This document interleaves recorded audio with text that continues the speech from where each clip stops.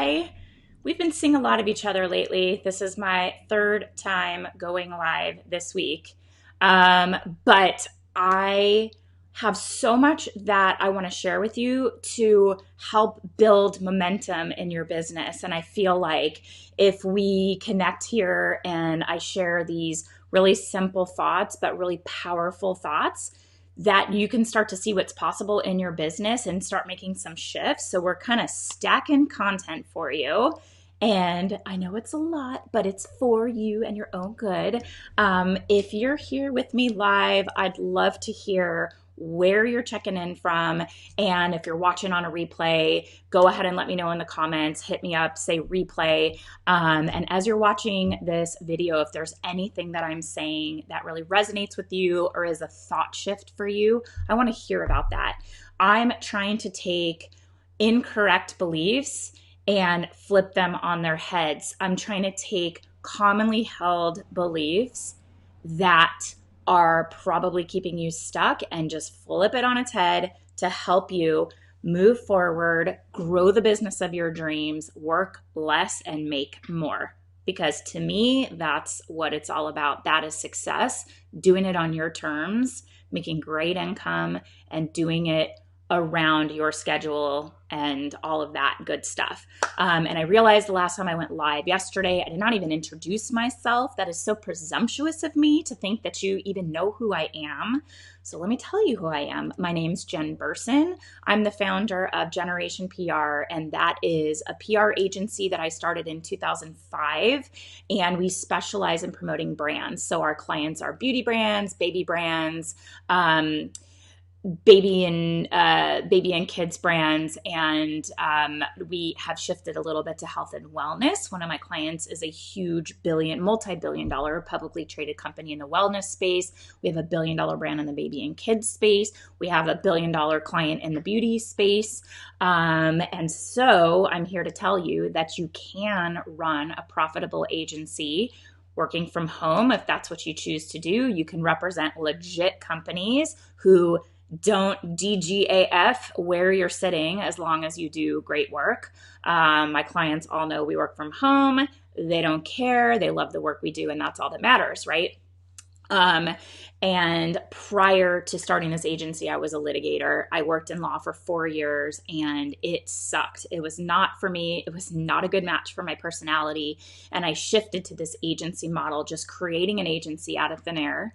I had zero training, zero contacts, zero experience, and figured everything out as I went along the way, realizing there were no resources available for someone like me looking to run a profitable agency. And the fact that this agency has been the absolute best possible business that I could have created for myself. Then became a mom, and now being accessible to my kids and running the business on my terms, I realized that I needed to teach other people how to have a business like this as well. So that's why I'm here. I'm here for you. I'm here to give as many strategies as I can to help you figure out how to run a business like this, run it on your own terms, do it and make it profitable, and stop spinning your wheels.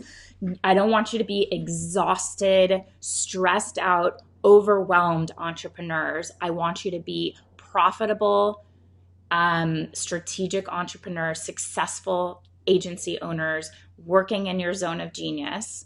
And one of the ways to do that is by utilizing this really simple premise, this little bit of advice that today's topic is centered around.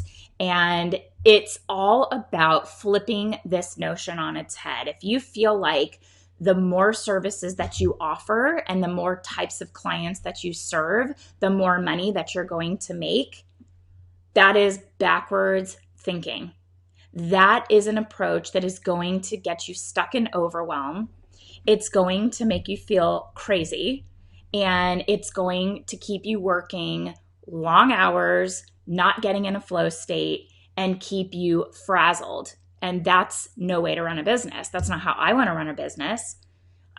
Successful agency owners know that you can't be all things for all people. You need to focus on your zone of genius And there are ways to figure out what that is, and pay attention to how you feel as you're working. If there's something that just gets the days flying by, you check the clock and you can't believe it's been 4 hours, you've been working on a task, you're probably working in your zone of genius. If you light up when you talk about something, then you're probably talking about something that is in your zone of genius, or something that should be your niche. And we want you to work in a niche with regard to specific clients, and in a specific niche when it comes to the types of services that you offer. So you cannot be a web designer, a graphic designer, do PR, be a copywriter, a social media manager, work on influencer engagement. You cannot do all the things. You will never get in that flow state. That's where the real money magic happens. And you'll never have that quantum growth that I talk about in your business. So quantum is like beyond what is possible in a linear fashion. So linear growth is like 20% year over year, which is like lovely and great, but we want you to have quantum growth. I want you to look at what is possible for you for the remainder of 2019 and what is possible for you in 2020, and think about numbers in your business that blow your mind, that make you say, I never even knew that was possible for me. That's what I want for you, and that is quantum growth. It is not based on what you did this year or last year. It is just what is possible for you if you expand your thinking and you go beyond just growth based on what you've already done. Because what got you here is not going to get you to those massive, big, hairy, scary goals that you should be setting for yourself, okay? So the way to go about doing this, where you focus on doing less for fewer clients, fewer types of clients, and making more money, is that you need to get specific. You need to develop a deep expertise in what you love and be known for that specific thing. You want to be the go-to in your niche for that service. And that is where you can start to develop great profit margin by serving a lot of clients, with getting them all in a similar state of what services you're providing to them, making great relationships with editors that can serve a lot of different types of clients in a specific niche, connecting with influencers where you can start to see how to leverage those relationships for certain types of clients. So you're not reinventing the wheel with each new client, and you cannot be everywhere. Like you cannot be here, there, and everywhere, right? You have to really focus in on certain key services and key areas of expertise and client niches that really interest you. And that is where you start to have great scale. And what happens is you become known as the go-to for that niche, that space, and for that very thing. And the magic is you get to charge premium retainers because you're the best at that service. Okay, so think about that, getting very specific on who you serve and how you serve them, getting really clear on the vision and the values for your agency so that you are not doing everything for all the people, because you will fall into a state of overwhelm. You will get trapped in a cycle of not being productive, of not optimizing your team, your time, and your effort, and you will feel burnt out. And I don't want you to be burnt out. I want you to think like profitable agency owners, not burnt out, stressed out, overwhelmed agency owners who think that they have to do everything for everyone in order to be profitable.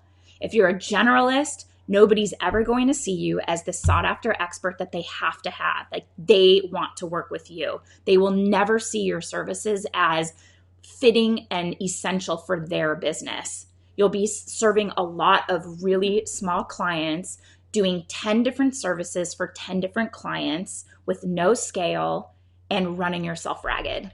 And I don't want that for you. I want you to feel this flow state in your business. We actually just talked about this. I recorded a podcast today all about with Jacqueline Malone, all about becoming the go-to gal in your field. And also in my coaching program, we talked about it on Tuesday and on Wednesday on coaching calls. And some of my agency students have experienced this shift in their business and have gotten into a flow state, and they are like, it's like mind-blowing how like seamless your business becomes, how your effort becomes effortless. Essentially, the results start to flow, and you are serving clients in a way where everybody's benefiting from the thing that you are the best at in the field that you are known for, with contacts that can serve all of your clients, and then you can charge premium rates for that service. So that is the key to becoming a profitable, I'm trying to think of a word for like not stressed out, for a chill agency owner. I want you to be chill, right? Like I feel chill. I just took a trip to Yosemite with the kids. We had no internet connection. We had no cell service. And I was like, cool, we got this. My agency ran without me, and clients were served, and it all was happening. And that's, where you need to get in your business, is like being a chill agency owner, working in your zone of genius, not a frazzled chicken with your head cut off, doing 10 different services for 10 different clients. And when you get to that state, you become known as the expert in your field, and you are charging premium retainers, and your clients don't bat an eye, and they go, where do we sign up? How does that sound? Let me know how that sounds in your business, because I don't know about you, but to me, that sounds pretty ideal. That's what I'm here to teach you. So think about that. Where in your business can you cut out extraneous services that drain you, that make you feel exhausted, that really suck the life out of you? Like, is it Facebook ads? Are you doing that for your clients? Are you doing social media content creation? Yeah, I'm starting to see some thumbs up. Thank you for that. What drains you in your business? And if it drains you, don't do it. Like, do not do it. You don't have to do all of the things. You can focus on the things that you excel at, charge a premium for it, attract clients that see you as the thing that they need in their business. And then you send your proposal, and it's not a negotiation for nickel and diming for small potatoes clients. It's like, send a contract, let's get going. And that's what happens in our business. We don't get these like, back and forth negotiations on rates. It just doesn't happen. When our clients come to us, they know we are the sought after agency in those niches. And I'm telling you, I did this with no experience, no training, no contacts. Started it from scratch. If you follow this strategy, this is how you get to maximum profitability, where you become a profitable, chilled out, not stressed out, not overwhelmed, not frazzled agency owner, but a successful, profitable entrepreneur. That's how you do it. So if you are interested in starting or scaling a PR business, or you already have one and you want to scale it, I have a freebie for you. It's the 10 reasons why an agency is the best business model. And it can help you start to think about how your business, if you're a freelancer, how you can benefit from setting up as an agency, or if you have a digital marketing agency offering other services and you are not yet offering PR services, there's huge margin in PR, major profitability in PR. And I have this great little training with a checklist. It's generationacademy.com/10, like the number 10 reasons. I put a link on this video, but I'm going to just add it right here. I think I can like add it. Let's see what happens. Did it go? I don't know. I just put it in the comments. Let's see if it shows up. Oh, here we go. Jackie.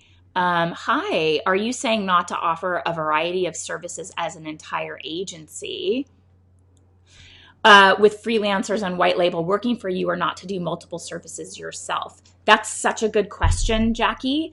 It is a little bit of both. So I definitely love having freelancers and other agencies do white label services. I want it to all work together. There are certain services that I don't think are profitable, and I would outsource them all together. Like, I don't really want you getting wrapped up in like graphic design in terms of creating branding and creating websites, because those tend to have scope creep. There's so much kind of creativity involved getting into the client's head that you end up like you kind of have to be a mind reader. And I don't want to manage those projects because you can put those projects tend to be limited scope budget projects. And a lot of graphic designers will limit their edits to like 2 or 3 rounds of revisions, but it's really hard to get in the client's head and make that awesome. I prefer to have clients that are established enough where they come to me with branding in place and with websites already in place. But in terms of offering like PR services and social media services and also influencer relations, to me, that all works really well together. And you can offer all of those services, and probably giving that as a package deal will allow you to win work, right? So you are not doing all the things, like you're not doing SEO and you're not doing Facebook ads and you're not doing email marketing, right? Like all of that tends to be a lot. But if there's a client and you want to make an exception and they have a great budget and there's another add-on service, you can consider it, but it's really hard to manage, 10 clients with 10 different packages of services. Plus, you'll get clients that will say, well, I only want to pay this tier. So what can you take out of our PR approach? Like, I don't need this, that, and the other. And to me, that's harder to manage. Who gets what and who doesn't get what. I want everyone just like in the mix doing all the things. And so there's PR as the foundation, and then social media as like an add-on service, which most clients are now doing social through us as well. But in terms of PR, some clients will say, well, you don't have to do traditional outreach or TV or influencers or this or that or the other. And it's like, these opportunities are coming to us all the time. You're either in it and you're part of the mix, or you're not working with us on retainer. So like our retainer is like all inclusive in that sense. So I'm kind of saying a little bit of both of that. I definitely don't want you, Jackie, personally, or anybody else watching, doing all of those things yourself. You can bring in a team of freelancers or a small team of like in-house PR people that are pitching. You can bring in a solid team of social media strategists and content creators. There's definitely less margin on social because there's so much time, effort, and energy put into creating content. So think about the PR as the core service because you get the best margin on that service. And then anything else that you tend to think clients want from you, maybe you have a very specific approach to how you do influencer outreach and it's something you're very good at and you really like it, you can offer that, and it's very complementary to both social and PR. Think about how all of the things that you can do work well together and complement each other. And if there's something like out of the box, like SEO or email marketing or something where you're just like, that's like a lot. Or like we have clients that will come and say, we want you to write 4 blog posts a month. Like, I don't want to do that. I don't even want to hire a copywriter and manage that for you. I don't want to do that. Like, you can do that on your own and I will crush it for you on PR and social media.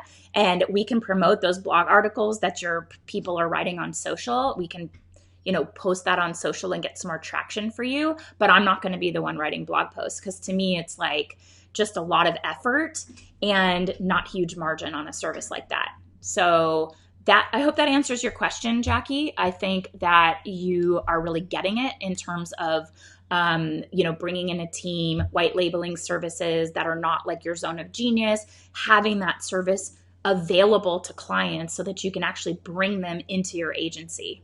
Right? Like we offer social media because I want to be a full service agency. And I don't want clients to say, well, we're not going to go with you for PR because we found someone else that can do both.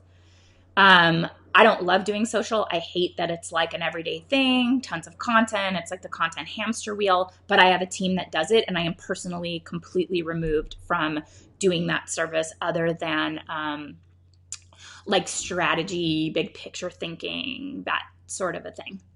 Hopefully that helps answer your question. Does this make sense, guys? Like such a simple premise, but it's kind of a thought reversal because you tend to think, well, if I offer all of these things, then clients will come to me. And if they want this, that, and the other, then I can say I can do it. And every client's going to want all these different services. I also want you to step into the role of the expert and tell the clients what they need, because they don't always know. Sometimes they come to you and they will ask for all of these things And they might not even actually need it, or it might not be the best use of money for them or budget. Like they could eliminate certain things and put all their budget towards something else that'll have a bigger impact for them. But you can step into that role as the expert and start to guide them around what is the best bang for their buck. And oh, by the way, we also can provide that service to you. So yeah, it's a little bit of a flip the script on what you might think is the best way to run your business by offering more services to more different types of clients so that you can attract a bigger customer pool. But that's not the way to get to maximum profitability, to have the highest retainers possible, to attract the best caliber clients, and to do more work. Pardon me, sorry, this whole thing just started wigging out because my computer's trying to do an automatic update. Like, no, I'm in the middle of work. You can't do an automatic update. No. Yeah, I'm so glad Jackie says that all makes so much sense. Do you do paid social media, landing page ad campaigns as well with your social media services? I think I know what you're saying. Can you explain the type of client you have in mind for that, Jackie, and what that might look like? Typically, we do not. I do have an ad agency that I can refer out to.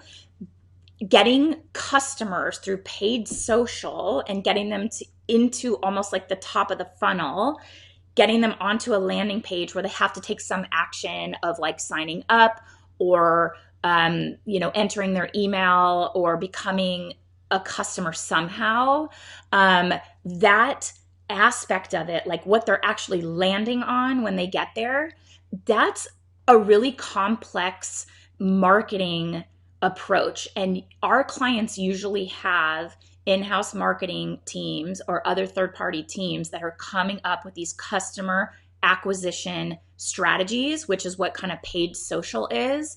We boost, I'm not talking clearly, we boost posts. So if we have an initiative that's more like a specific call to action, promoting a sale, getting someone to like sign up for a giveaway, that paid call to action, like a boosted post for more visibility, we definitely do that.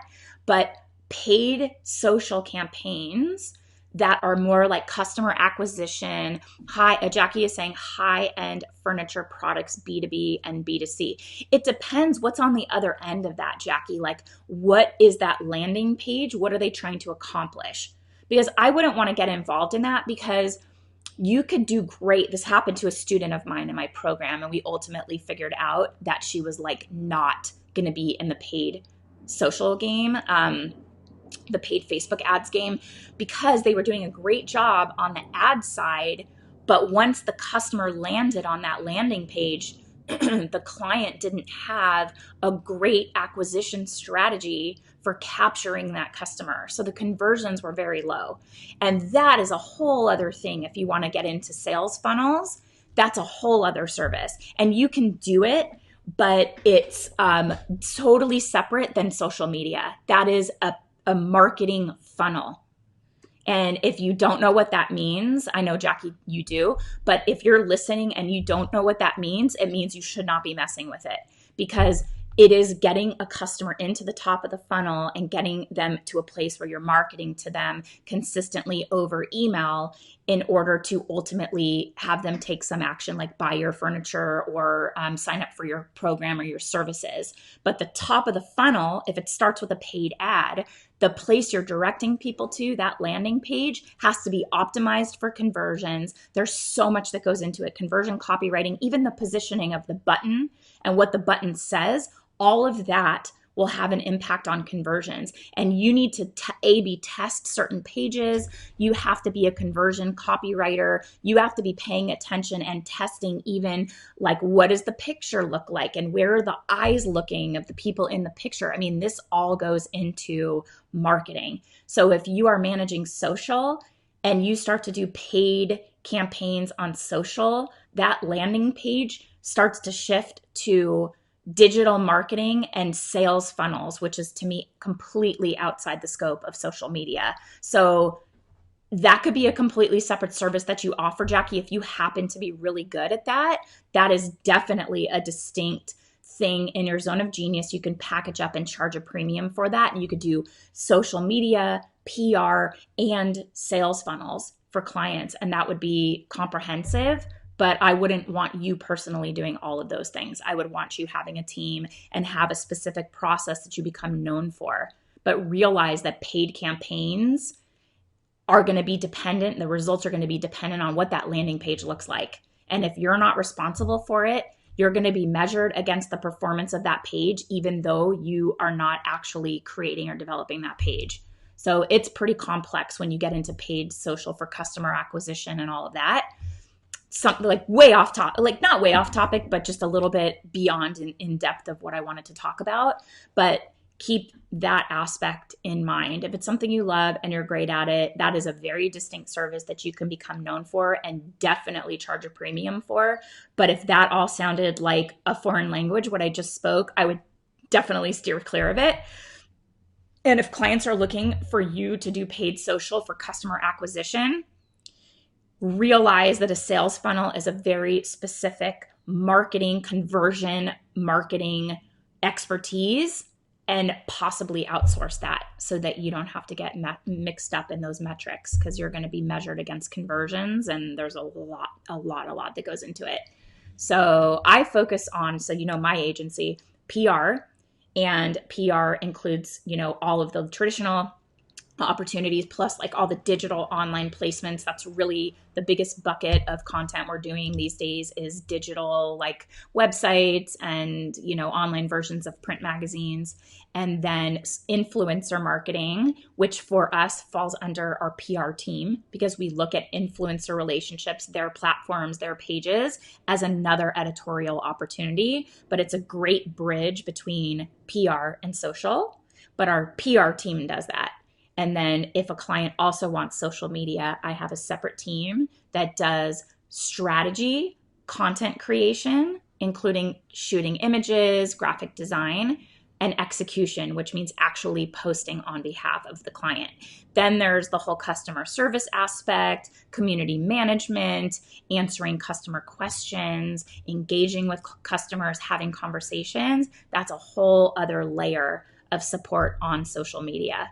So all of that adds to the cost of what it takes for us to execute and what the client has to pay to actually get those services. Hopefully that helps you see where our agency is positioning our services, and we are able to charge premium rates for the niches that we are known for. That's the key. That's the key to it. So very simple, but let's flip this notion on its head. You do not have to do all things for all people. Serve 100 types of clients with 100 types of services. That is a recipe for burnout, for stagnation. You'll never grow and be wildly profitable doing that. You'll have 10 clients with little itty bitty budgets. And we want fewer clients with juicy, nice budgets for you. Let's do it. Okay. Let me know in the comments, what's your biggest kind of takeaway, aha. Share this with anybody that you think could kind of benefit from knowing this. Sharing is caring. And thanks for letting me kind of jump on live 3 days this week. Like I said, I have had a lot to share, and we want to build on the momentum. I'm here to help you. I hope it inspires you, and let's take action today. So post in the comments, how are you going to take action on that? How does it make you think about your business, and how can you use that premise to optimize profitability in your business? I would love to hear from you. So go get them this week, and I'll see you next time. Coming on live next week too. Bye.